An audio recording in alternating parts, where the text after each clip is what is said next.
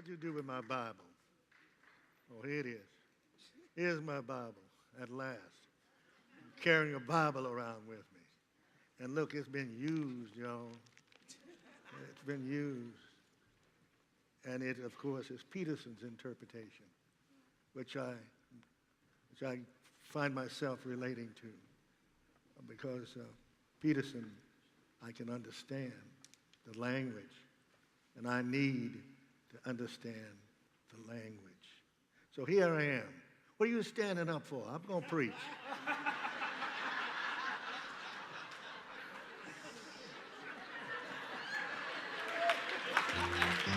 Amen.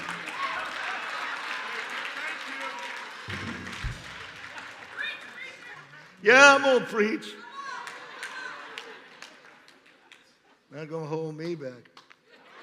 No, I studied this too much to give it in. That's all right. I got the page now. Thank you. I want to talk about Jesus for a minute. Come on now. I want to talk about Jesus because I came up on Jesus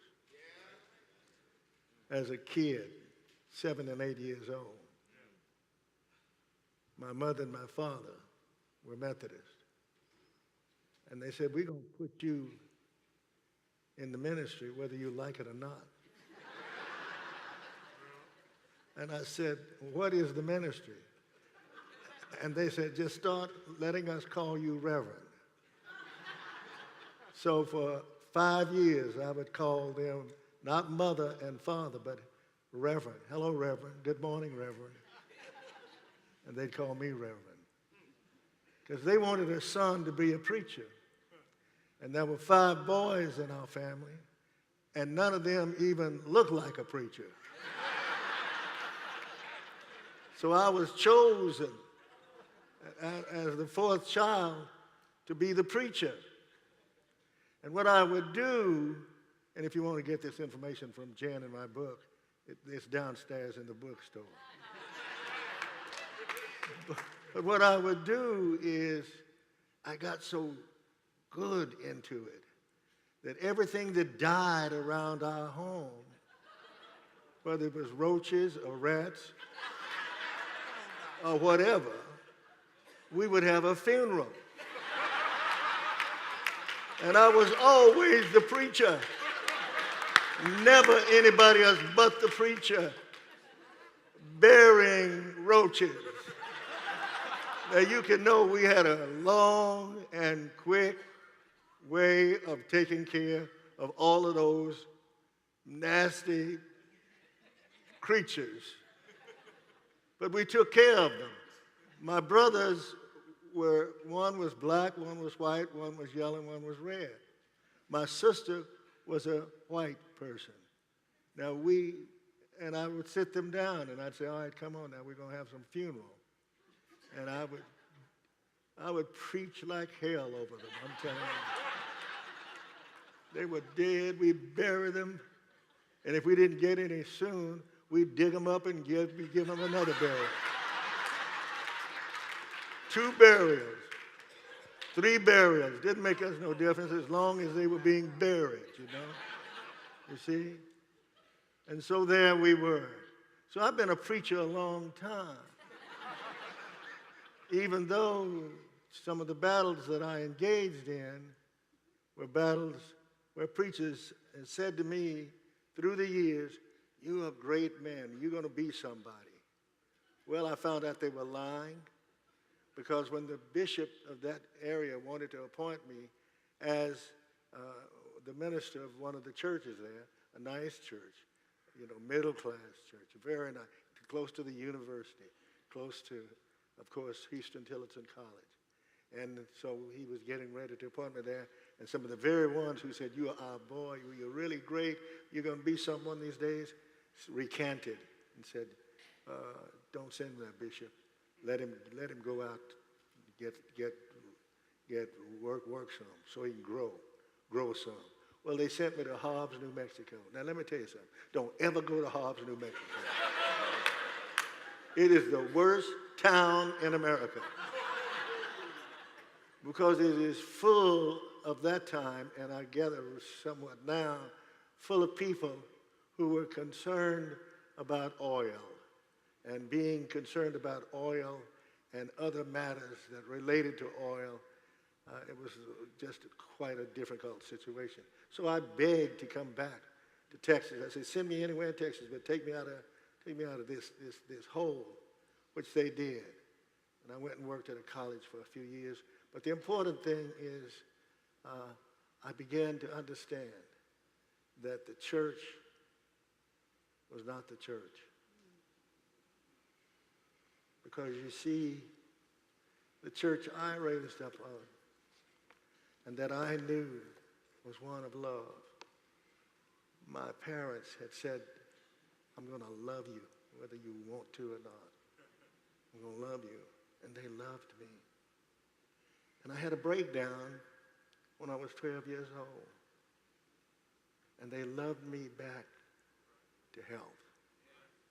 They loved me back to health.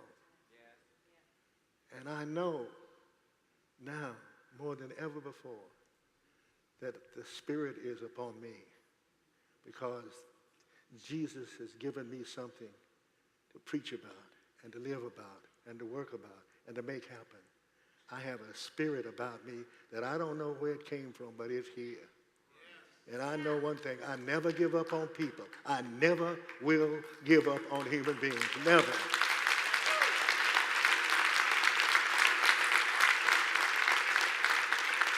And there are two major positions that I hold, two major positions. And if you get this, it seems to me you really got something. One is unconditional love. Unconditional love means simply loving in spite of. Loving when it counts all time. Loving as deeply as you can. But loving, never forgetting. Always being love and loving.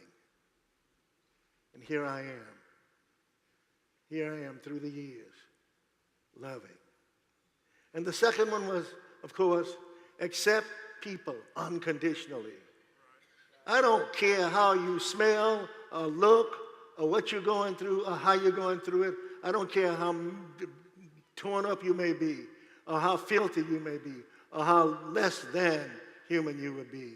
I am going to accept you and work with you and be with you, and I'm not going to have to put you down, because when I put you down, I'm also putting myself down. I will not go down. I will not go down.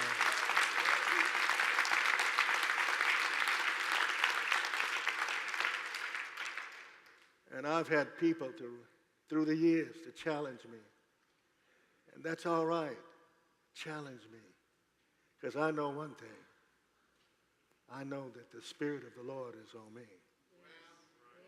And I am going to keep going on. You know that? You know, the Spirit of the Lord is something I was talking about last night. You know? I wake up in the morning and I keep saying, why in the world could we have done this at night? How in the world could we have done this? And my mind and my heart, my soul says, just go on. Just go on. Be yourself. Love people. And never, never, never turn somebody away because of what they are or who they look like or what they have come to. I don't turn people away. I turn toward people and expect them to turn toward me. So I'm going to be turning all the time. You know, just turning. Just full of turn. You know what I mean? Just full of turning. Okay? And when you turn, it seems to me, if you turn the right way, and if you turn ways that give meaning to your life, you'll never, never lose what it really means to care, to really care. I've been through it. Methodist Church has not been nice to me at times, but I haven't been nice to be around anyway. But I'm so glad that the Methodist Church turned toward me and I was able to turn toward them. And your bishop has led some of the other bishops. We've had 16 bishops to come to Glide, and look at what we're doing. You know, I'm not standing here bragging, but if you learn something, here's my thing. If you really get something, you will get the stories that have to do like this one in the New Testament. This is one of my great stories. Jesus comes to visit because he had heard that someone who was close to the family had died. And Jesus says, I got to get there, but I may not be able to get there as quickly as possible. And so it took Jesus a little longer to get to where the family was. Sisters and brothers saying, you know, Jesus could have been here earlier. He should have come earlier, because if he had, our brother would not be dead. Lazarus dead. And when Jesus arrived, of course, he had been dead for 4 days. And so they went to this place and said, let's go, and since he's dead, let's go and investigate. Jesus says, come on, I will take you. Come and go with me. And come and go with me. And so they go to where Lazarus has been buried. Dead and buried. Dead and gone. Dead. But here's the joy of that story. Jesus says, calm, be calm. Don't get so upset. You're getting all upset over this stuff. Don't get all upset. Wait. You're giving in and giving up too quickly. Don't do it. Don't do it. And they stopped, and of course Jesus, knowing what he was doing, said, get back, will you? Just move back a little bit. And they moved back. And he said these words, Lazarus, come out of the dead. And Lazarus rose from the grave and became alive. And I say to you, come alive, church. Come alive. Come out now. Come out now, church. Come alive. Come alive, church. Come alive. Stop being dead. Stop being dead. Stop being dead to your parents, young people. Stop being dead to your friends who are bullies. Find ways to work with bullies. And bullies, you find a way to work with teenagers and kids. Stop putting people down, and especially your friends down. It's time for us to change our ways of doing. And you got to start too, no matter what age you are. Start. Come now. Come alive. Come from the dead. Come from the dead. And come from the dead. The way we treat sometimes our women. Come from the dead. It's time for us to realize that women are equal and sometimes even better and stronger. So come alive. Come alive. Come from the dead. Mistreating women. My God. What a way to live. Treating somebody because they are less than with strength. Have been put down so long that we still think that they are any old body. Women are not any old body. They are great and strong and standing tall, and some of them at points get a little ugly, but that's all right. Come out of life. Come now. Come on. Come on, man. Stay where you've been sometime and find a way to know that if we're going to rule, we can't rule alone.